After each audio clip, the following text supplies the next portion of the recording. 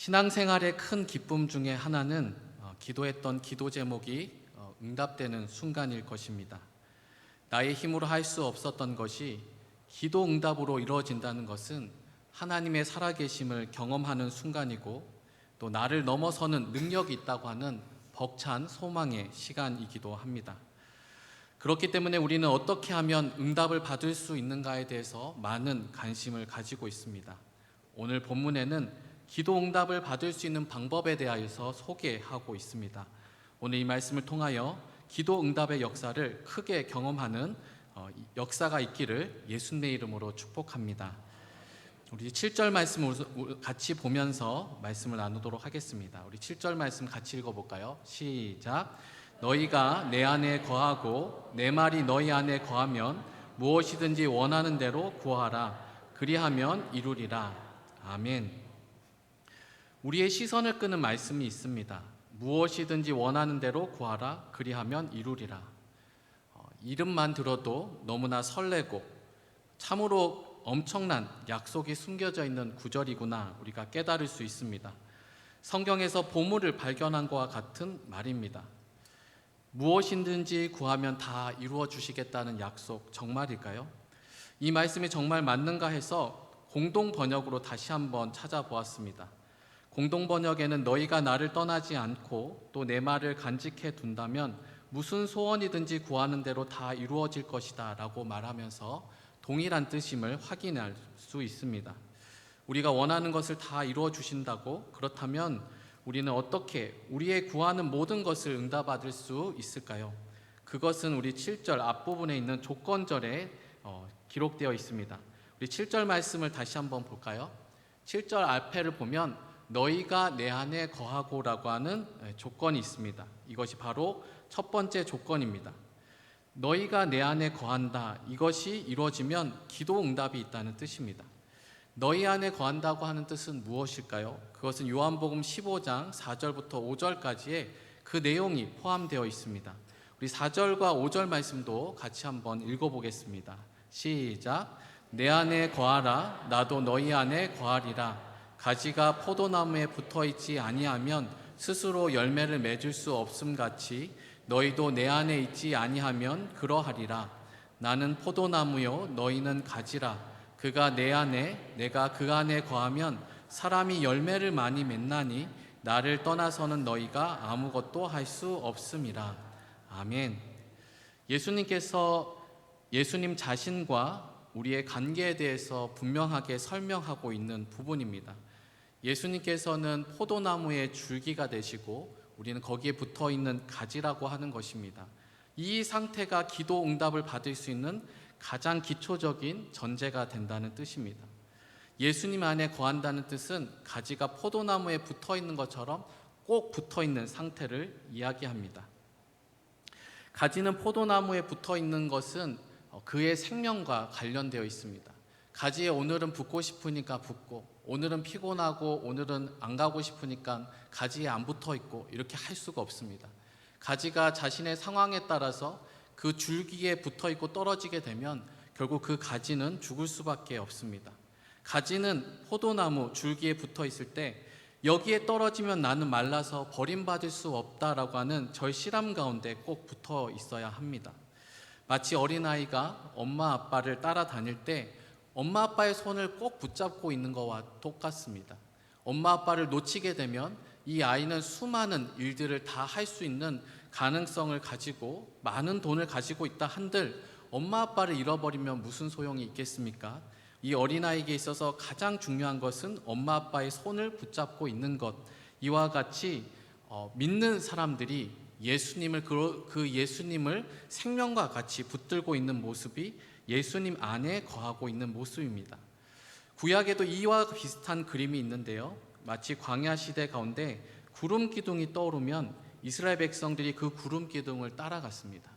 구름 기둥이 먼저 가고 있는데 따라가지 않게 되면 이 백성들은 결국 길을 잃어버리게 되고 광야라고 하는 그 척박한 곳에서 목숨을 잃어버리게 됩니다. 그래서 구름 기둥이 떠오르게 하면 자신의 형편과 생각과 상관없이 그 구름 기둥을 따라가는 것입니다. 구름 기둥이 멈추면 멈추게 되는 것입니다.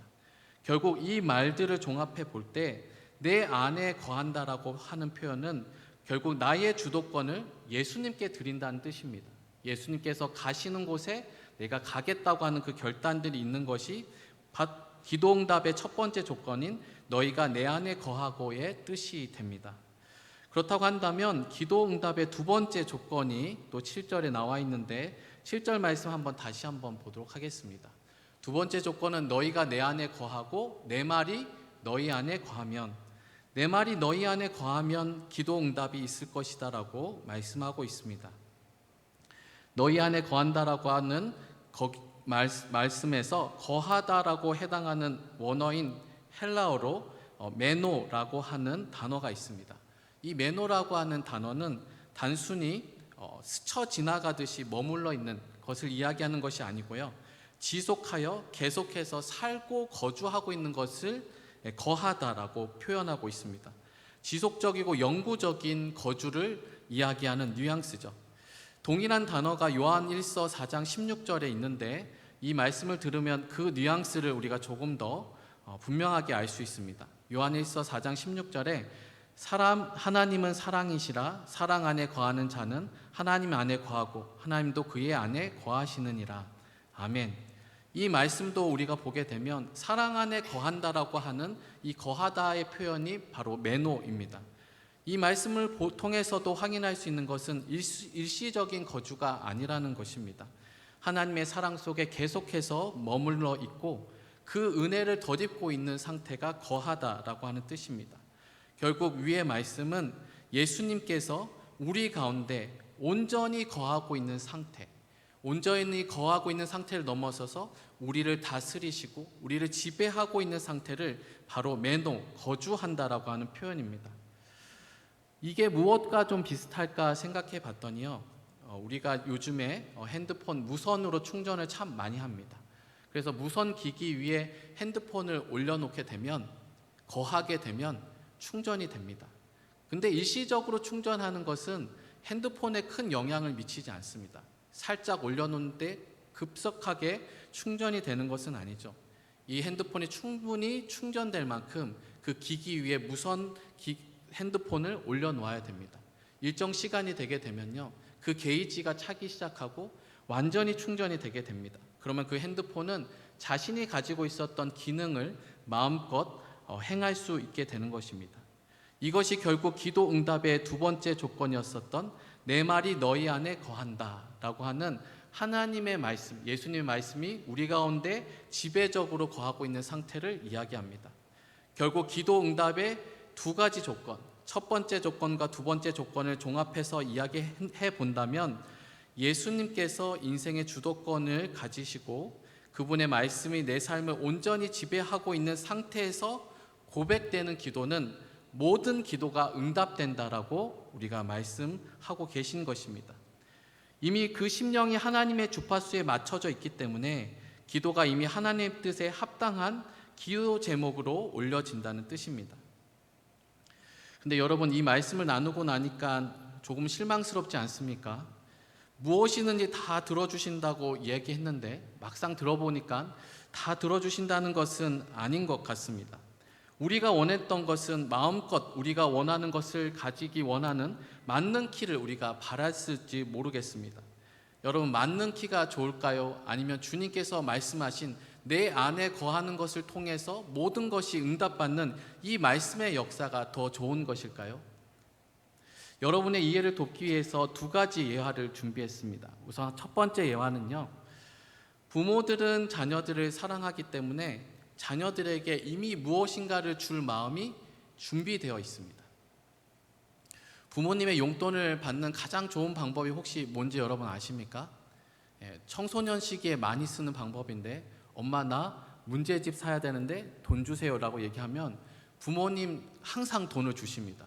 근데 혹시 이 아이가 돈이 모자랄까 봐 돈을 5만 원 달라고 하면 얼마나 줘요?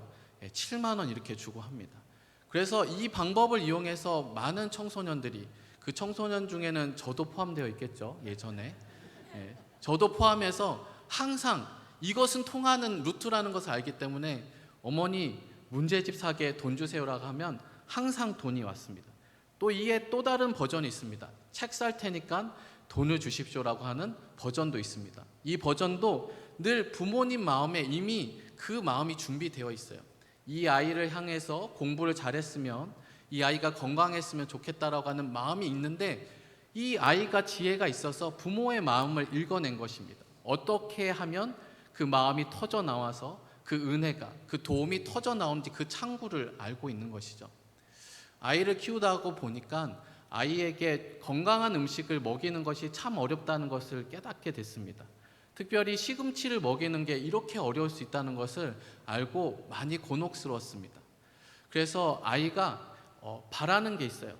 아빠, 나 시금치 먹을 테니까 시금치 한 단만 사줘, 이렇게 얘기를 한다면 제가 히말라야 끝에 있는 시금치라도 제가 구해다가 먹일 생각이 있습니다. 근데 아이가 구하는 것은 마시멜로, 뿌링클 치킨, 골드 콤보, 레드 콤보, 이런 몸에 좋지 않은 것들을 계속해서 구하니까 주긴 주지만 마음이 편치 않습니다. 우리 아이가 언제 나에게 시금치 혹은 샐러드 먹겠다고 얘기하는지 제가 그 이야기를 듣는 마음으로 기다리고 있습니다.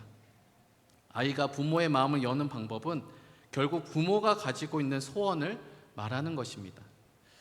이와 비슷한 일이 솔로몬에게도 있었습니다. 솔로몬의 기도 응답은 우리 모두가 알고 있는 대단한 기도 응답입니다. 솔로몬이 1000번제라고 하는 하나님을 향한 특심을 보였습니다. 정말 내가 주님을 사랑합니다라고 하는 그 고백이 없으면 그 대단한 제사를 드릴 수 있겠습니까? 그날 밤에 하나님께서 솔로몬에게 찾아오셨습니다. 그리고 물어보았습니다. 무엇을 줄꼬? 우리가 기다리고 있는 하나님의 다가오심 아닙니까?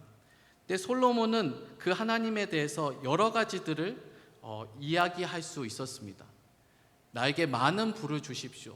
나에게 장수하게 해주십시오. 혹은 나를 괴롭히는 원수의 생명을 나에게 주십시오라고 이야기할 수 있었습니다. 그런데 솔로몬은 지혜가 있었습니다. 지금 이 시점에서 하나님께서 솔로몬에게 주시고자 하는 것이 이미 있다는 것을 알고 있었던 것이죠. 지금 솔로몬에게 가장 필요한 것은 무엇입니까?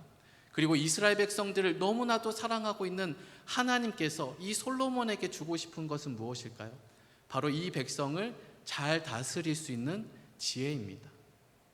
이미 하나님은 솔로몬이 구하기도 전에 그 생각을 가지고 계셨을 거예요. 이 솔로몬은 다윗보다 연약하여서 정말 이 연약한 솔로몬에게는 다윗과 같이 이 나라를 다스리기 위해서는 반드시 지혜가 필요할 터인데, 이 솔로몬이 이 지혜를 구하면 너무 좋겠다라는 생각을 하나님께서 하셨을 거예요. 근데 솔로몬이 지혜가 있어서 돈 달라 하지 않고, 다른 사람의 생명 달라 하지 않고, 장수하게 해달라고 하지 않고 하나님께서 원하는 그것을 구했습니다. 우리 9절과 10절 말씀, 열왕기하 3장 9절 10절 말씀을 같이 한번 읽어보겠습니다. 시작. 누가 주의 이 많은 백성을 재판할 수 있사오리까? 듣는 마음을 종에게 주사 주의 백성을 재판하여 선악을 분별하게 하옵소서. 솔로몬이 이것을 구하매 그 말씀이 주의 마음에 든지라. 아멘. 여기 오늘 말씀을 보게 되면 솔로몬이 구했던 것에 대해서 하나님께서 무엇이라고 말씀하십니까? 그 말씀이 주의 마음에 든지라. 결국 이 기도 제목은 누가 원래 가지고 있었던 기도 제목입니까? 하나님이 원래 가지고 있었던 것입니다.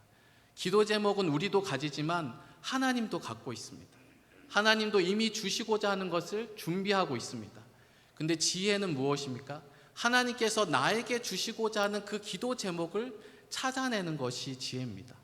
우리가 나를 향해서 하나님께서 어떤 기도 제목을 제목으로 갖고 계신지 알 수만 있다고 한다면 우리는 구하는 모든 것을 받게 될 것입니다.